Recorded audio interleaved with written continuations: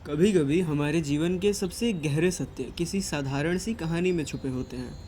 आज हम एक ऐसी ही कहानी सुनेंगे, धोबी के गधे की कहानी।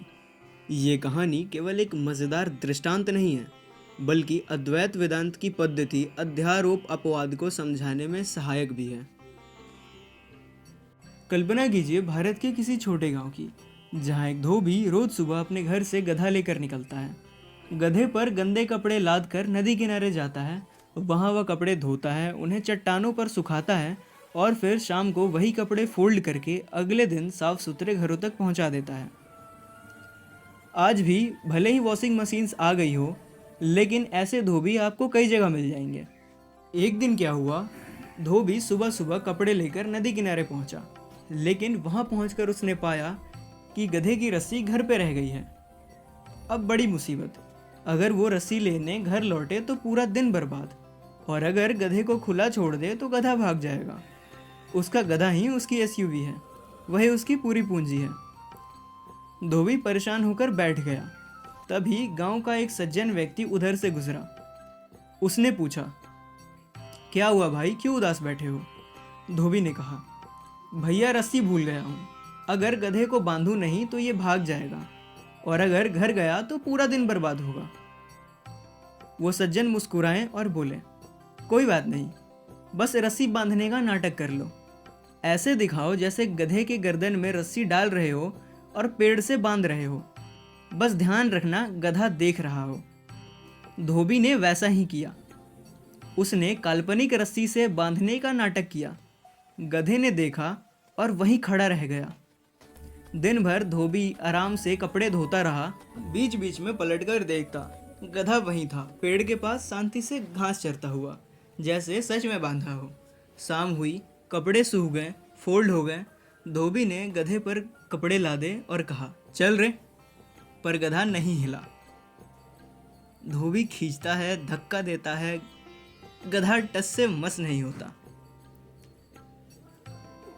वो फिर दौड़कर उसी सज्जन के पास गया।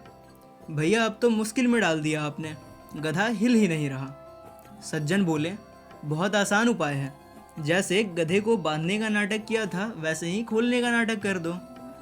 धोबी वापस गया, वैसे ही रस्सी खोलने का नाटक किया, और जैसे ही उसने कहा, चल रे, गधा शांतिपूर्वक चल पड़ा। ये साधारण कहानी नहीं है, ये पूरी वेदांतिक साधना की रूपक कथा है। वेदांत कहता है हम सभी उसी गधे की तरह हैं। हम हमेशा से मुक्त हैं, लेकिन एक काल्पनिक रस्सी ने हमें बांध रखा है। अविद्या की रस्सी, अज्ञान की रस्सी। हम मान लेते हैं कि मैं शरीर हूँ, मैं मन हूँ, मैं बंधा हुआ हूँ, मुझे दुख है, मुझे जन्म मृत्यु है। यही मान्यता है अध्यारोप, सुपर इम्पोजिशन। यानी जो हम नहीं हैं उसे अपने ऊपर चढ़ा लेना। वेदांत का काम है अपवाद, डी सुपर इम्पोजिशन। यानी हमें यह दिखाना कि हम जो समझ रहे थे वह केवल भ्रम था। जैसे गधा कभी बंधा ही नहीं था, वैसे ही आत्मा भी कभी बंधी नहीं है। हम सदा मुक्त हैं, नित्य मुक्त, शुद्ध, बुद्ध, मुक्त स्वरूप ब्रह्म। स्वामी विवेकानंद ने कहा था, ये सब हिप्नोटिज्म और डी हिप्नोटिज्म है।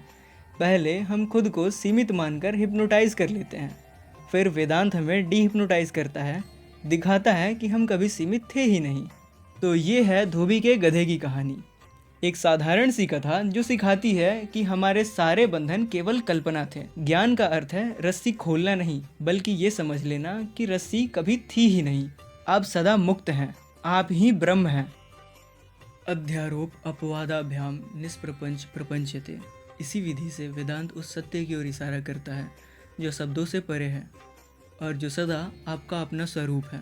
अगर आपको ये स्टोरी पसंद आई तो वीडियो को लाइक और शेयर कीजिए और चैनल को सब्सक्राइब कीजिए, और साथ ही हमें कमेंट्स में बताइए कि कहानी से आपने क्या सीखा। धन्यवाद।